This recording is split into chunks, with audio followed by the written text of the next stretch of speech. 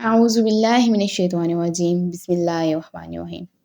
السلام علیکم میرے پیارے بھائیوں اور بہنوں، امید ہے آپ جس حال میں بھی ہوں گے اللہ کا شکر ادا کرتے ہوں۔ تو چلتے ہیں ویڈیو کی طرف جس کا مقصد آپ کو فلسطین اور اسرائیل کی ہسٹری سے آگاہ کرنا ہے۔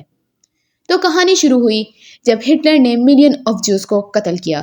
وقت تھا 1881 جب جوز نے فلسطین کی طرف مائگریشن کی، اور فلسطین ہی کیوں، کیونکہ فلسطین جوز کے لیے ہولی پلیس تھی۔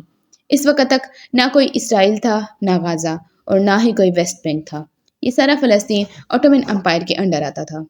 یہ وہ وقت تھا جب مسلم، کرسچن اور جوز مل کر رہتے تھے اور کوئی جھگڑے بھی نہیں ہوتے تھے۔ اس کی ایک وجہ شاید یہ تھی کہ پاپولیشن کم تھی اور جگہ زیادہ۔ 1915 فرسٹ ورلڈ وار کا آغاز ہوا، جس میں برٹش، فرینچ اور عرب ریولوشنریز نے مل کر اوٹومن امپائر کے خلاف جنگ لڑی۔ برٹش نے یہاں چالاکی کرتے ہوئے اوٹومن امپائر کو دو حصوں میں تقسیم کر دیا، ایک حصہ فرینچ کا اور دوسرا حصہ برٹش کا۔ اب 1918 سے لے کر 1948 تک کا وقت تھا جو کہ فلسطین نے برٹش کے انڈر گزارا۔ اسی کے ساتھ جرمنی میں ہٹلر کو پولیٹیکل پاور ملی اور اس نے جیوز کو قتل کرنا شروع کر دیا۔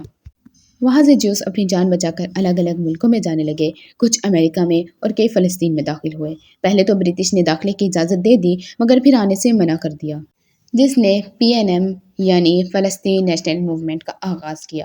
اس کے بعد برٹش سب کچھ یونائٹڈ نیشن کے حوالے کرتے ہوئے دم دبا کر بھاگ نکلا۔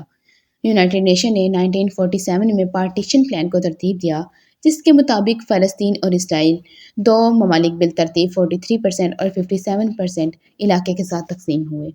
مئی 14، 1984 یہ وہ وقت تھا جب اسرائیل کو تشکیل دیا گیا، جس نے پہلی عرب اسرائیلی جنگ کو ختم کر دیا۔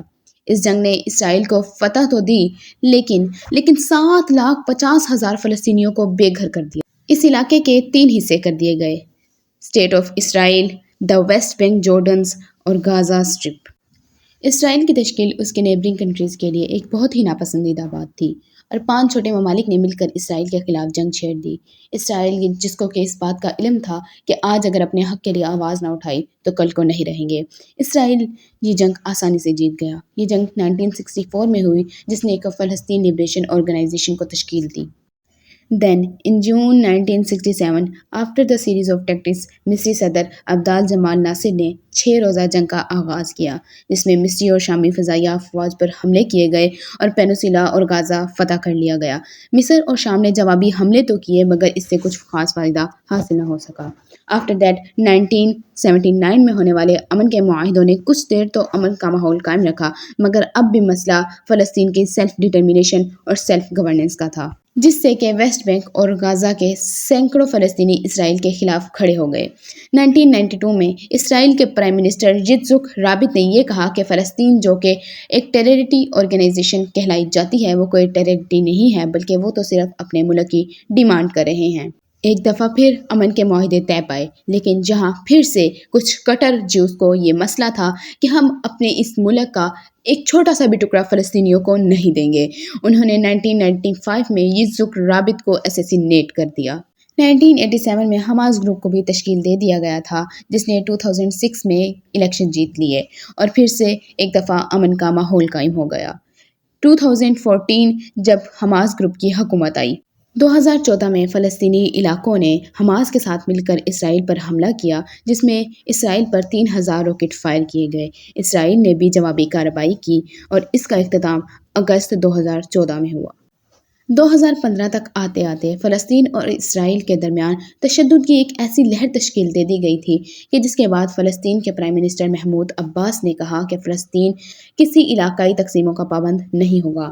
2018 میں حماس اور IDF کے درمیان ایک بار پھر لڑائی شروع ہو گئی، جس میں 2014 کے بعد تشدد کا بدترین دور بن گیا۔ 2020 میں ٹرمپ انتظامیہ نے اپنے طویل انتظار کے بعد امن سے خوشحالی کے منصوبے کو جاری کیا، جس میں فلسطینیوں کو نہ چاہتے ہوئے بھی اسرائیل کی حمایت کرنا پڑی۔ اس کی وجہ یہ تھی کہ یروشلم پر اسرائیل کا قبضہ تھا اور فلسطین یروشلم پر واپس سے قابو پانا چاہتے تھے۔ اگست اور ستمبر 2020 میں یونائٹڈ اسٹیٹ نے اسرائیل کے ساتھ تعلقات کو معمول پر لایا۔ حالات یوں ہی رہے اور بعد 7 اکتوبر 2023 کو اسرائیل اور حماس کے درمیان پھر سے ایک نئی جنگ پر آن پہنچی۔ اسرائیل نے فلسطین کے خلاف جنگ کا آغاز کیا۔ امریکہ نے اسرائیل کو اسلحہ سے مدد کی۔ پہلے 2 دن میں اسرائیل کے 800 اور فلسطین کے 500 لوگ ہلاک ہوئے۔ 9 اکتوبر کو اطلاعات ملی کہ IDF اندر حزب اللہ پر بھی فائرنگ کر رہا ہے۔ آج کے دن تک یہ جنگوں کا سلسلہ یوں ہی چل رہا ہے۔